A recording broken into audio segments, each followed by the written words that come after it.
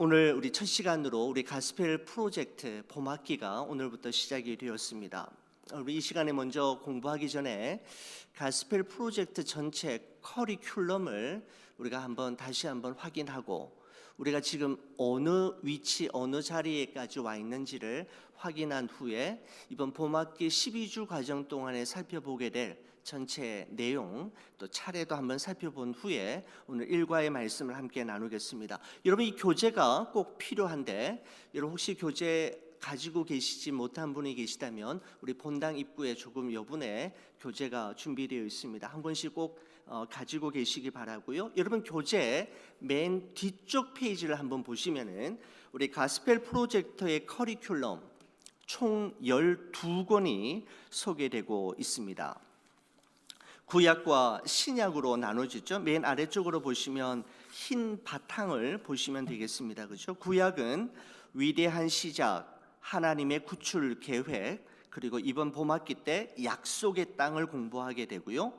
왕국의 성립, 그 다음에 선지자와 왕, 돌아온 하나님의 백성이라고 하는 6권을 가지고 공부를 하게 되겠습니다. 신약은 위대한 복음, 우리 작년 가을에 비유와 기적에 대해서 했지 않습니까? 그 다음에 올해 가을 학기 때 십자가와 부활에 대해서 공부하게 되고요. 복음으로 세워진 교회, 하나님의 편지, 다시 오실 그리스도라고 해서 구약 6권, 신약 6권으로 모두 전체 커리큘럼은 12권 6년으로 구성이 되어 있겠습니다. 여러분, 그래서 우리 교회에서는 매년 봄학기마다 구약을 공부하게 되고 우리 가을 학기에는 우리 신약을 공부하게 되면서 신구약 성경 66권에 아주 굵직굵직하고 꼭 다루어야 할 중요한 사건들과 내용들을 여러분과 함께 나누면서 우리 성경 전체를 좀 이렇게 알아가는, 배워가는 그런 시간을 가지도록 하겠습니다. 여러분, 그러면 다시 앞장으로 돌아오셔서요, 한 장 겉표지 넘기시고 한 장을 다시 넘기시면 이번 구약 3 약속의 땅에서 우리가 공부하게 될 우리 전체 주제들 또 차례들을 보실 수가 있습니다. 유닛 1과 유닛 2로 나눠져 있는데 유닛 1은 민수기와 여호수아서의 말씀을 통해서 6가지 세션으로 구성되어 있죠.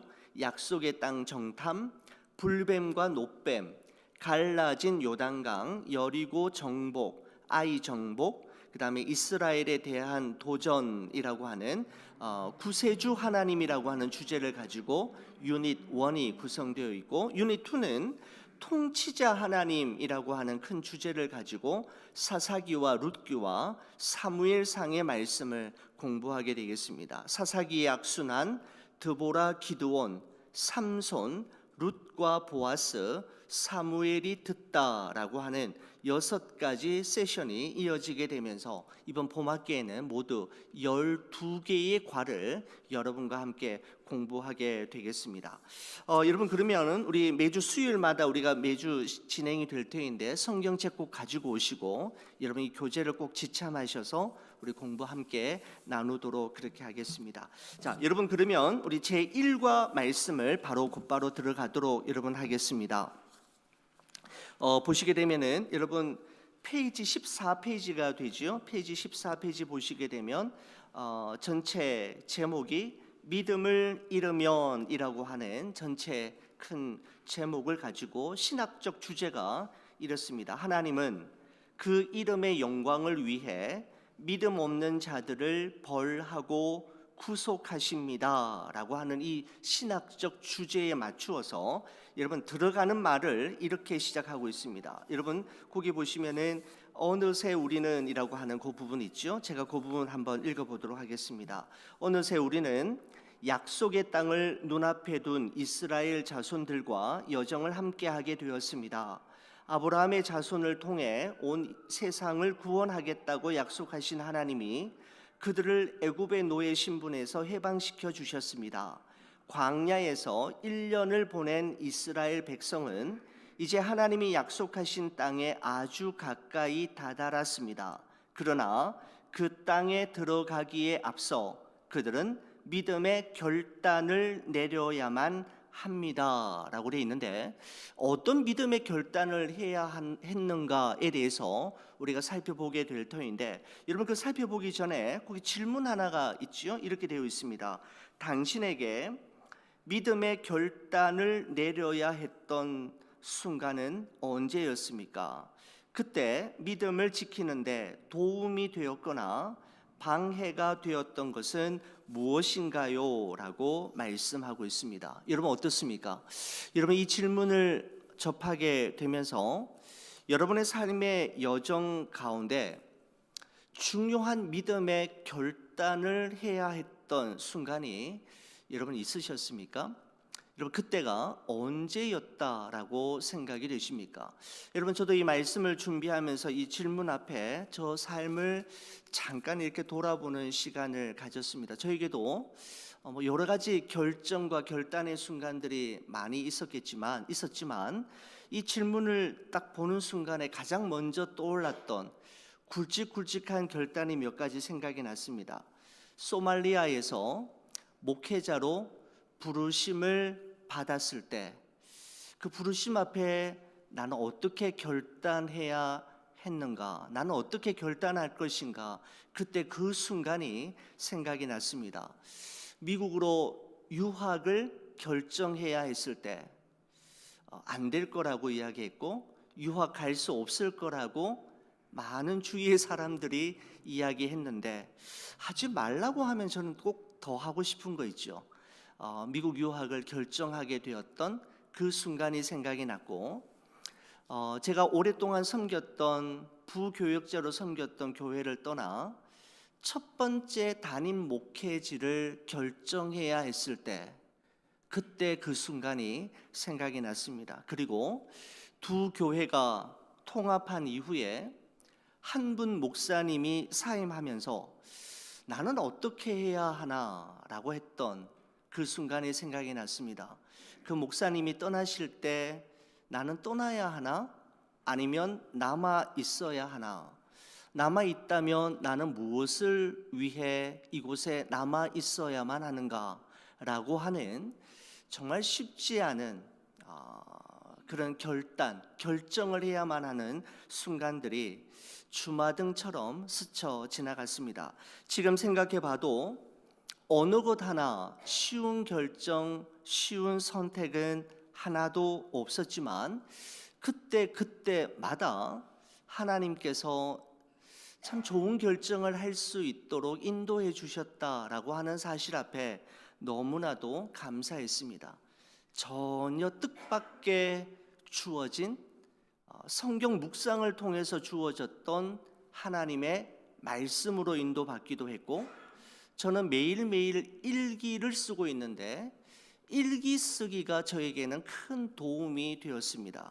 그리고 그때 만났던 책과의 만남과 참 의미 있는 분들과의 만남을 통해 그 결정을 하나하나 해오면서 여기까지 오게 되었습니다. 여러분 어떠셨습니까? 여러분은 믿음의 결단을 해야만 했을 때 어떻게 그 결단을 했고 여기까지 오시게 되었습니까? 여러분 제가 가지고 있는 이 성경책, 이 성경책의 맨 앞에는 문장이 하나 적혀져 있습니다. 제가 언제 썼는지, 그때 어떤 상황 속에서 뭐 때문에 여기에 썼는지에 대해서는 전혀 알 수 없지만 저의 성경책 맨 앞장에는 언젠가 어느 순간에 썼던 한 문장이 여기에 있는데 이렇게 기록되어 있습니다. 믿음이란 하나님에 대한 온전한 신뢰이다 라고 하는 문장이 성경책 맨 앞장에 기록되어 있습니다. 여러분 오늘 설교를 위해서 일부러 쓴 거 절대로 아닙니다. 정말 모르겠습니다. 언제 어떤 상황에서 뭘 보고 뭘 듣고 썼는지 모르겠지만 믿음이란 하나님에 대한 온전한 신뢰이다라고 하는 그 글이 제 성경책에 쓰여져 있는 것을 보면서 저도 놀란 적이 있었습니다. 여러분 지난 주일 우리가 기도원 300용사 이야기를 하면서 마지막 부분에 이런 문장을 여러분과 함께 나누었지 않습니까? 이런 문장이었습니다. 우리 하나님은 하나님을 99% 신뢰하는 100명이 아니라 하나님을 100% 신뢰하는 한 사람을 통해 오늘도 역사하신다라고 하는 그 표현을 여러분과 함께 나눈 적이 있습니다. 우리가 가야 할 길을 어느 누구보다도 정확하게 알고 계시고 우리에게 일어난 모든 일들을 하나도 낭비하지 않으시고 합력하여 선을 이루시되 한치의 오차도 없이 또한 우리에게 실수하는 법이 없으신 그 하나님을 온전히 신뢰하며 걸어가는 것이야말로 참 그리스도인으로서 이 세상을 살아가는 데 있어서 중요하다라는 생각을 하게 됩니다. 여러분, 오늘 여러분과 함께 나누게 될 일과에는 바로 그 하나님을 온전히 신뢰하는 믿음을 잃어버리게 되면 어떤 일이 일어나게 되는지에 대해서 오늘 이 본문이, 오늘 이 과가 우리에게 말해주고 있는데, 여러분, 제1과는 세 가지 핵심 포인트를 중심으로 구성되어 있습니다. 첫 번째 핵심 포인트가 여러분 교재 15페이지 한번 보시겠습니까? 15페이지 보면 굵은 글씨로 이렇게 되어 있죠. 우리 첫 번째 핵심 포인트를 같이 한번 저와 함께 읽어 주시겠습니까? 믿음을 잃으면 하나님의 능력 대신 자기 능력을 바라보게 됩니다 라고 말씀하고 있습니다. 믿음을 잃어버리는 순간 나타나는 첫 번째 현상은 무엇인가 하면 하나님을 바라보는 대신에 자기 자신을 바라보게 된다라는 것이죠. 하나님의 능력을 바라보지 않고 내가 가지고 있는 것, 내 능력을 의지하게 될 때 우리는 두려움에 휩싸이게 되는 것이죠. 민수기 13장 1절 2절과 26절에서 33절까지의 말씀을 근거로 하고 있는데 우리가 본문을 다 읽지는 여러분 않겠습니다. 본문의 배경이 대략 이렇습니다. 430년 동안 애굽의 종살이를 하던 이스라엘 백성들은 모세의 인도를 받아 드디어 출애굽을 하게 되죠. 광야 생활을 어느덧 1년 동안 행했던 어느 날, 1년의 세월이 흘렀던 어느 날, 이 이스라엘 백성들은 모세와 함께 하나님이 약속하신 젖과 꿀이 흐르는 땅에 가까운 바란 광야의 가데스, 다른 곳에서는 가데스 바네아라고 표현하기도 합니다. 바란 광야의 가데스 바네아라고 하는 지역에 도착하게 되는데 모세는 그때 이 가나안 땅을 정탐하기 위해서 12지파에서 대표자 한 사람씩을 뽑아서 12명을 정탐꾼으로 보내게 되지요.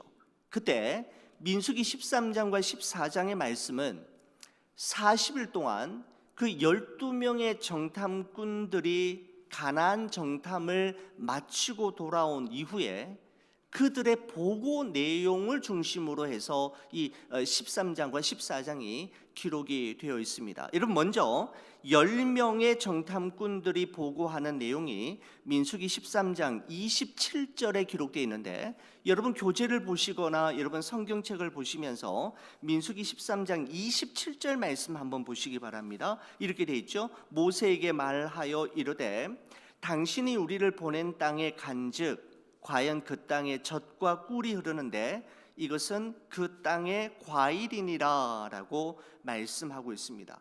여러분 10명의 정탐꾼들이 본 그 가나안 땅은 과연 말하던 그대로 젖과 꿀이 흐르는 땅이었습니다. 여러분 젖은 목축이 잘 되는 땅을 의미하는 것이고 꿀은 농사가 잘 되는 땅을 의미하는 것으로서 젖과 꿀이 흐르는 땅이라는 것은 목축이든 농사든 뭘 해도 잘 되는 기름진 땅이라고 하는 의미를 가지고 있죠. 여러분 그런데 27절의 말씀을 보면서 제 마음에 하나 걸리는 표현이 하나 있었습니다. 이 표현입니다. 모세에게 말하여 이르되 당신이 우리를 보낸 땅이라고 하는 이 표현입니다.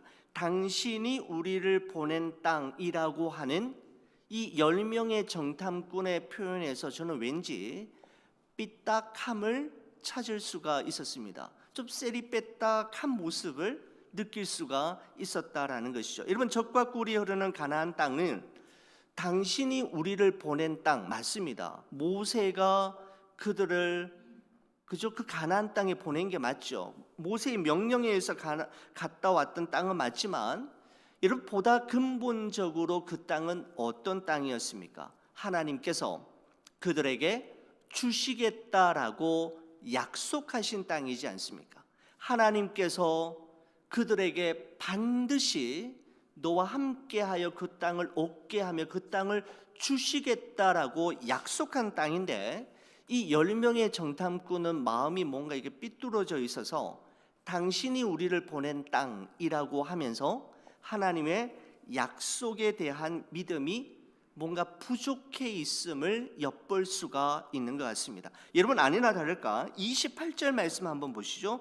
그러나 라고 하는 접속사와 함께 그들의 부정적인 보고가 본물이 터져 나오듯 쏟아져 나오는 것을 볼 수가 있습니다. 여러분, 13장 28절 29절을 보시면 이렇게 이야기합니다. 그러나 그 땅 주민은 강하고 성읍은 견고하고 심이 클 뿐 아니라 거기서 아낙 자손을 보았으며 아말렉인은 남방 땅에 거주하고 헷인과 여부스인과 아모리인은 산지에 거주하고 가나안인은 해변과 요단가에 거주하더이다 라고 하면서 32절 33절 저와 함께 같이 한번 읽겠습니다.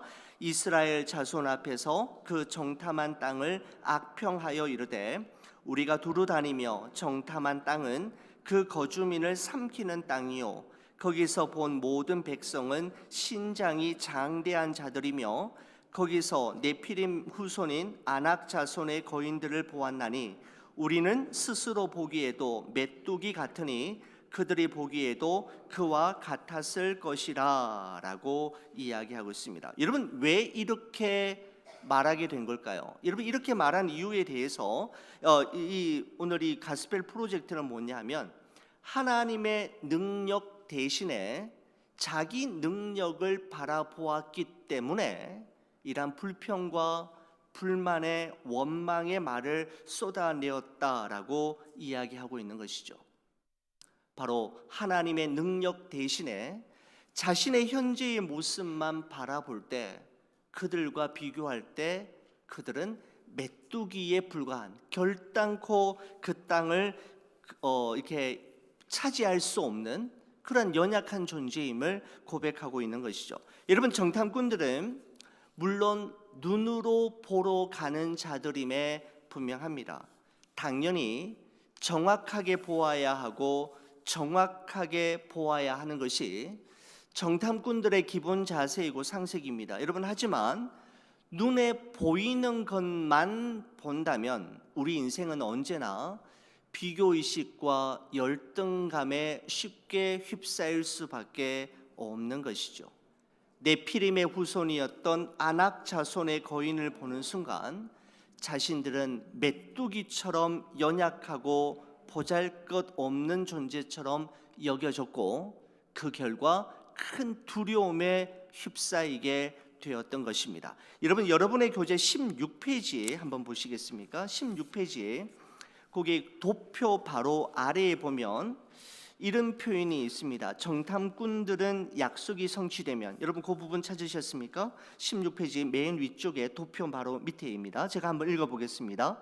정탐꾼들은 약속이 성취되면 차지하게 될 땅을 자신들의 눈으로 직접 보았음에도 불구하고 적에 대한 두려움 때문에 믿음을 잃어버렸습니다. 하나님의 백성이라는 정체성마저 잊고 말았습니다 라고 말씀하고 있습니다. 여러분, 그렇습니다. 우리의 믿음을 가로막는 최고의 적은 두려움입니다. 두려움은 하나님을 바라보지 못하게 하고 하나님을 신뢰하지 못하게 만드는 믿음의 가장 큰 적이 바로 두려움이죠. 여러분, 그러나 하나님께서 우리에게 주신 것은 두려움이 아닙니다. 디모데후서 1장 7절 말씀에 보면 이런 말씀이 있습니다. 하나님이 우리에게 주신 것은 두려워하는 마음이 아니요 오직 능력과 사랑과 절제하는 마음이니 라고 말씀하고 있습니다. 여러분, 우리의 마음속에 두려움이 찾아오고 엄습한다면 그 두려움은 결단코 하나님으로부터 오는 것이 아니라는 것이죠.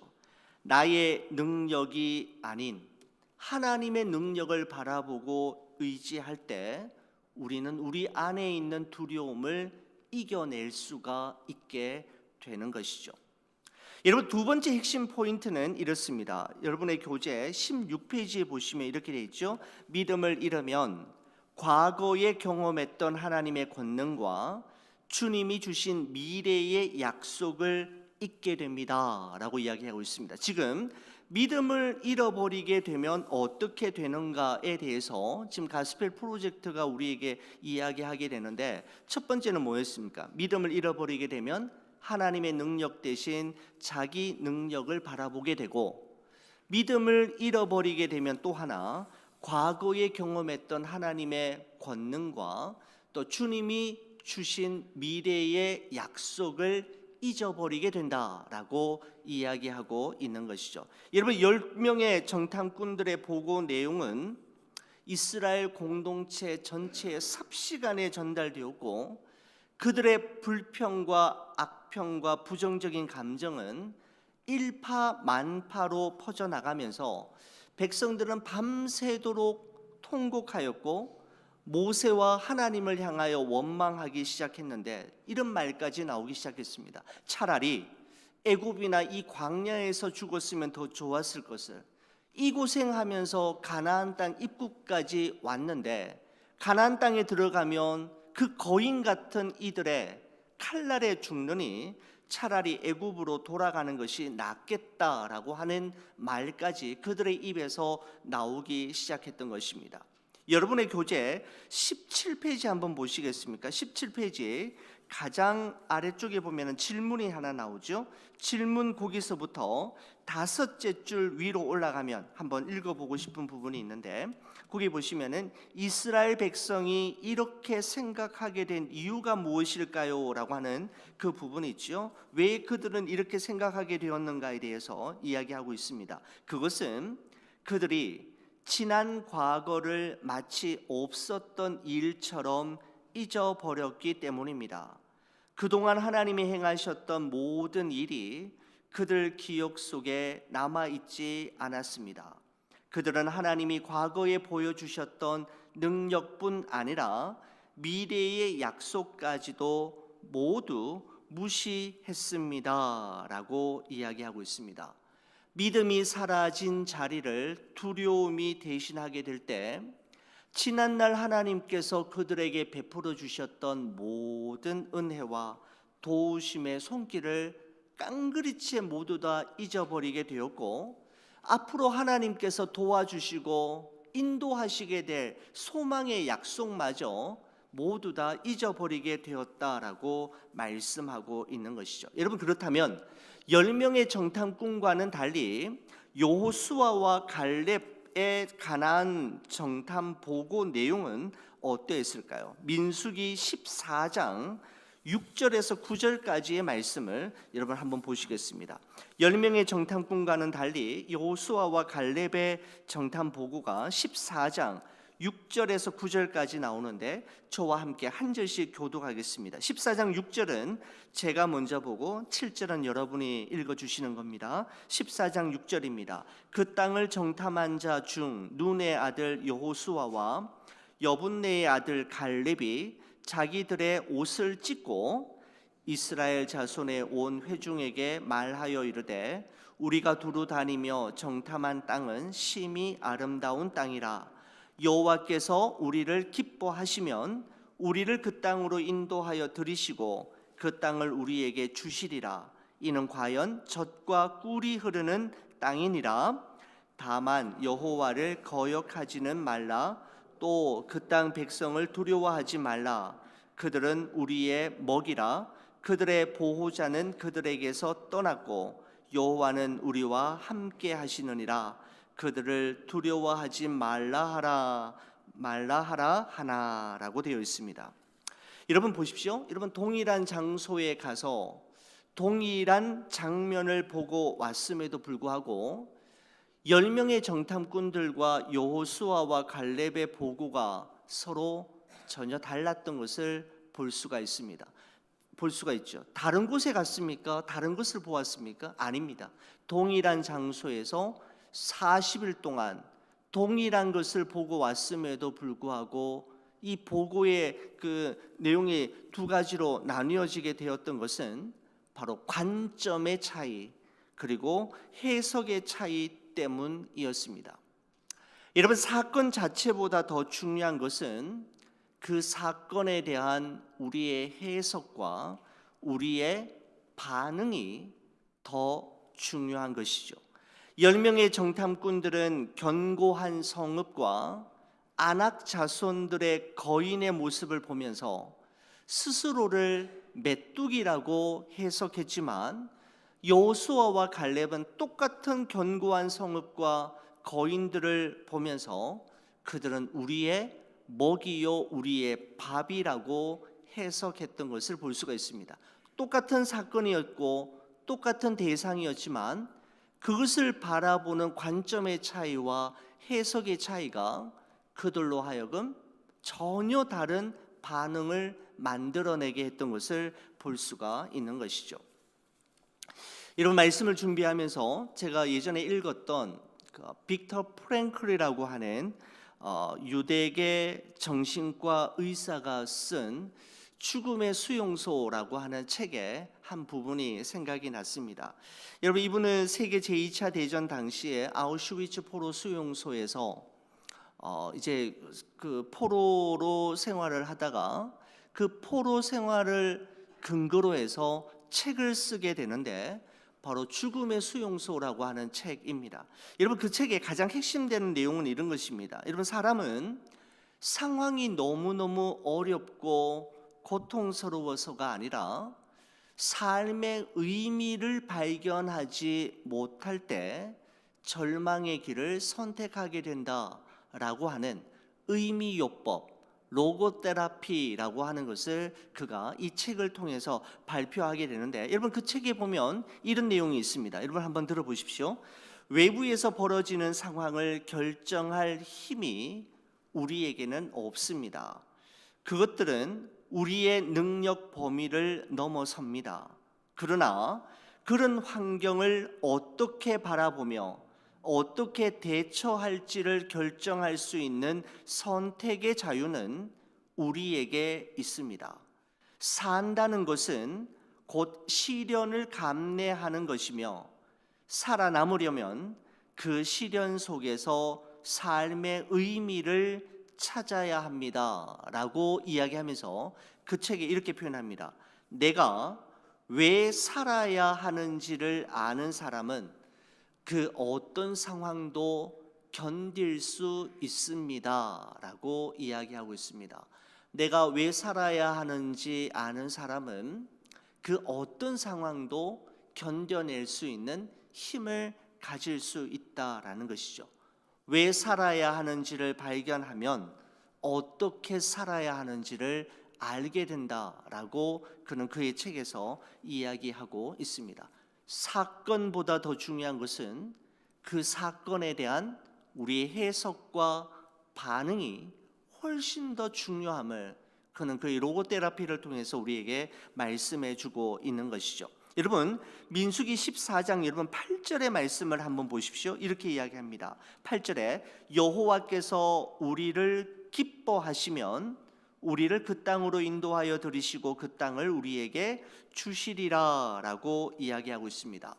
여호수아와 갈렙은 그 땅에 들어갈 수 있는 마스터 키를 가지신 분이 누구인지를 분명히 알고 있었습니다. 여호와께서 그 일의 가능 여부를 결정할 수 있는 유일한 분이심을 말씀하고 있는 것이죠. 여러분 그래서 그 두 사람은 여호와께서 기뻐하시면 우리를 그 땅으로 인도하여 들이시고 그 땅을 주실 거라고 이야기했습니다. 여러분 두 사람은 우리가 강해야만 들어갈 수 있다고 했습니까? 아닙니다. 우리의 숫자가 그들보다 더 많아야 들어갈 수 있다, 더 커야 들어갈 수 있다라고 말한 것이 아니라 여호와께서 우리를 기뻐하시면 들어갈 수 있다라고 이야기했습니다.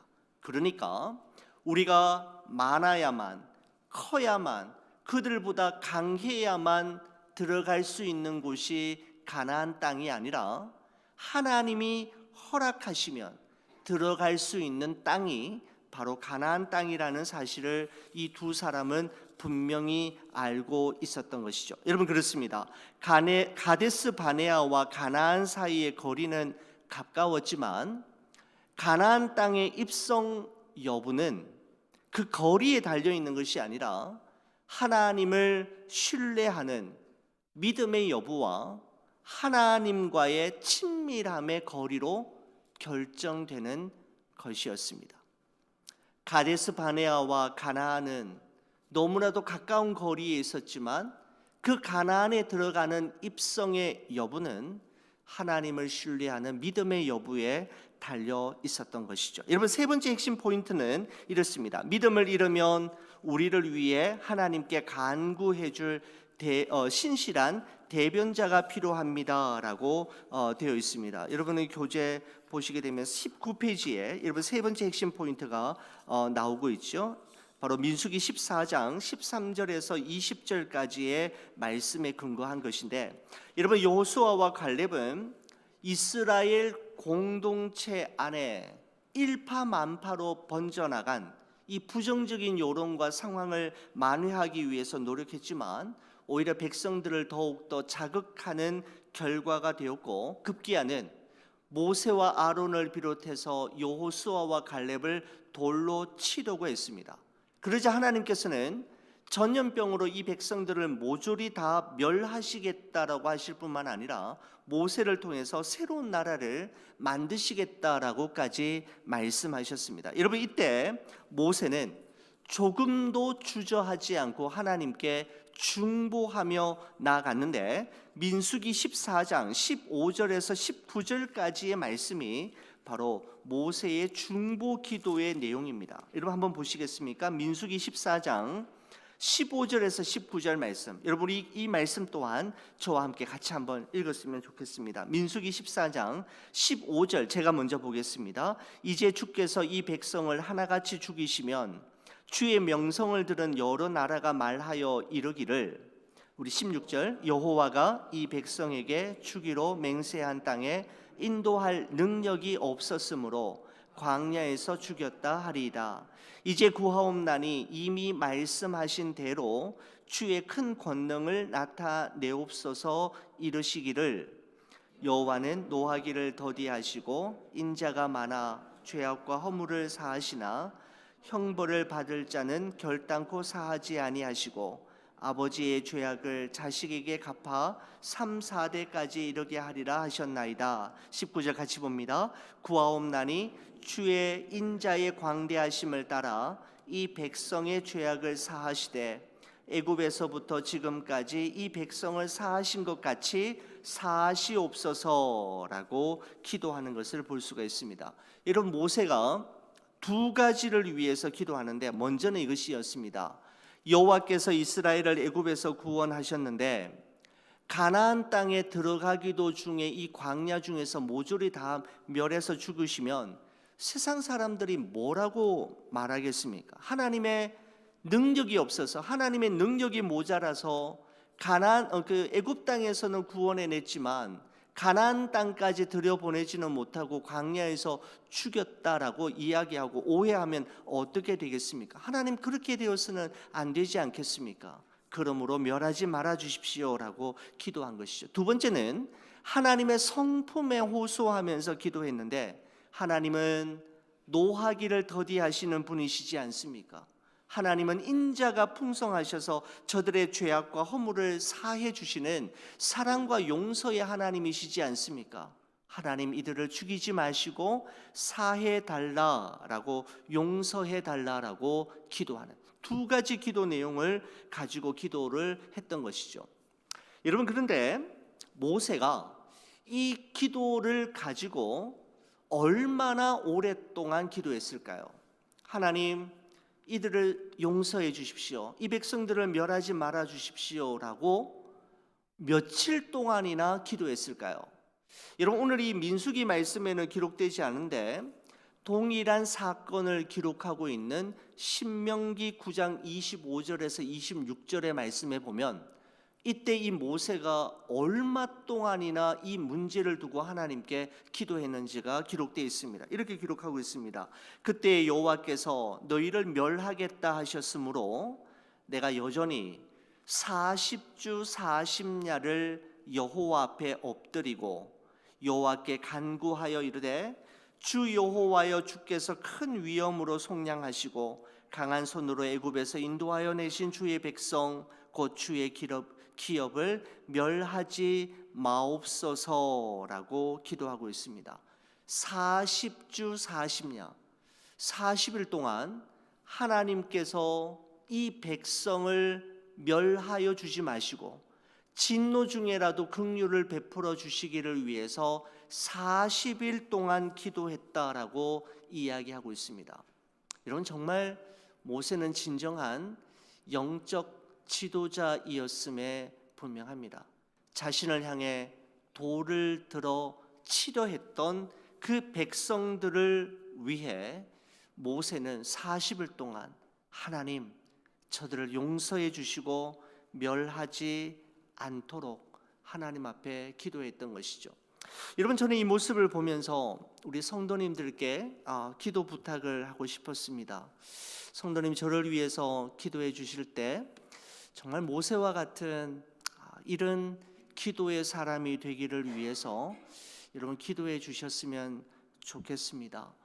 큰 교회, 큰 목회를 하는 큰 목사가 되기를 위해서 기도하시기보다는 우리 사랑하는 성도들을 하나님께서 맡겨주신 하나님의 양무리들을 진심으로 사랑하고 진심으로 신방하며 그를 위해 간절히 기도하고 사랑할 수 있는 여러분 그런 목사가 되도록 여러분 기도해 주시기를 간절히 부탁을 드립니다.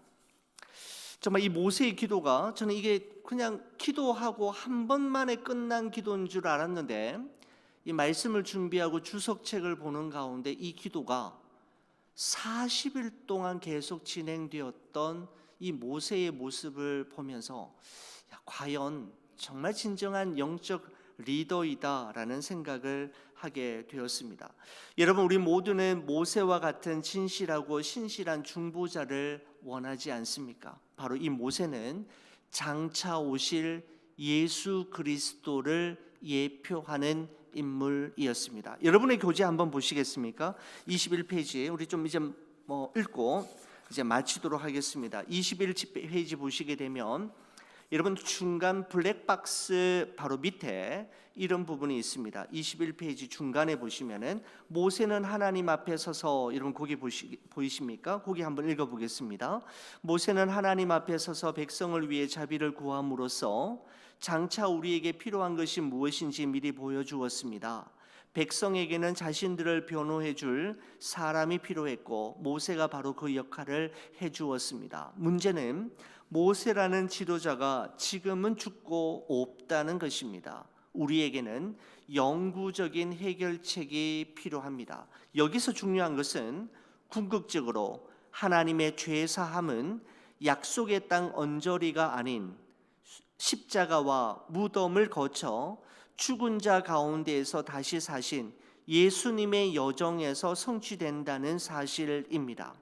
육신으로 오신 하나님만이 우리를 위해 완벽한 변호를 하실 수 있기 때문입니다 라고 이야기하고 있습니다. 바로 이 모세와 같은 중보자가 우리도 넘어지고 우리도 쓰러지지만 우리를 위해 대신 기도해 줄 중보자가 필요한데 모세는 없지만 이제는 예수 그리스도께서 하나님 보좌 우편에서 우리가 넘어질 때마다 다시 일어설 수 있도록 선한 싸움 다 싸우고 달려갈 길 마치고 우리의 믿음을 끝까지 지켜낼 수 있도록 우리를 위해 끊임없이 중보하시는 분이 계신데 바로 예수 그리스도이심을 말씀하고 있는 것이죠. 우리가 믿음을 잃어버리게 될 때 우리를 위해 대신 중보하시는 예수 그리스도가 계심을 말씀하고 있는 것입니다. 자, 여러분 그러면서 여러분 21페이지 그 위에 보시면은 핵심 교리 99번 나옵니까? 우리 믿음에 대해서 우리 한번 같이 한번 읽어보도록 하겠습니다. 성경적인 믿음이란 다 같이요. 시작. 성경적인 믿음이란 구원을 위해서 오직 예수 그리스도만을 믿고 신뢰하는 것입니다. 진정한 믿음은 역사적 사실에 대한 단순한 지적 동의를 뛰어넘는 것으로 복음의 진리를 인정하고 고백함으로써 시작되며 그리스도를 자신의 주님과 구원자로 영접하는 데까지 이어집니다. 성경적 믿음은 그리스도의 역사적인 삶과 죽음과 부활에 근거하고 있으므로 맹신이 아닙니다 라고 기록하고 있습니다.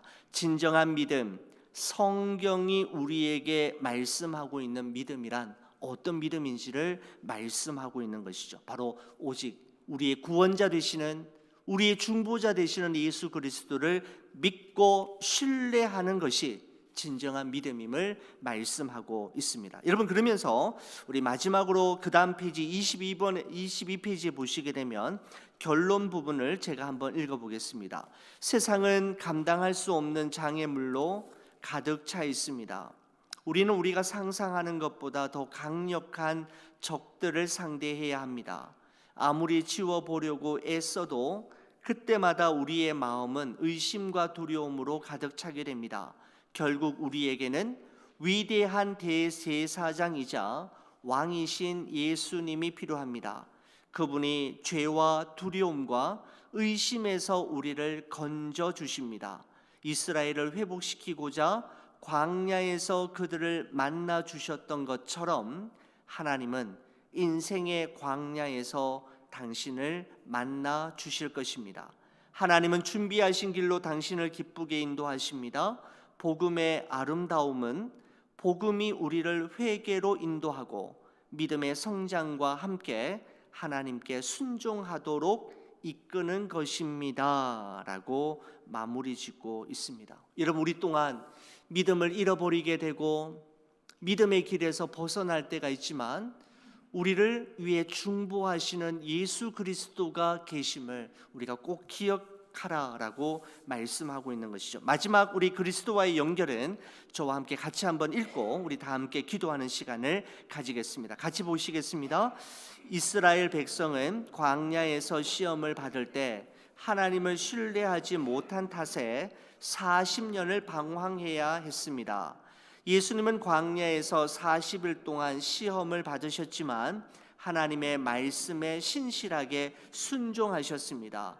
순종을 통해 예수님은 하나님 앞에서 우리를 위해 간구하는 대변자가 되셨습니다 라고 기록하고 있습니다. 여러분 우리는 우리의 불순종으로 말미암아 믿음을 잃어버릴 때가 있지만 전적인 순종을 통해 십자가의 대속의 죽음으로 우리를 구원하셨던 그분의 순종을 통해 우리는 다시 일어설 수 있음을, 그분은 우리의 진정한 중보자가 되실 수 있음을 말씀하고 있는 것이죠.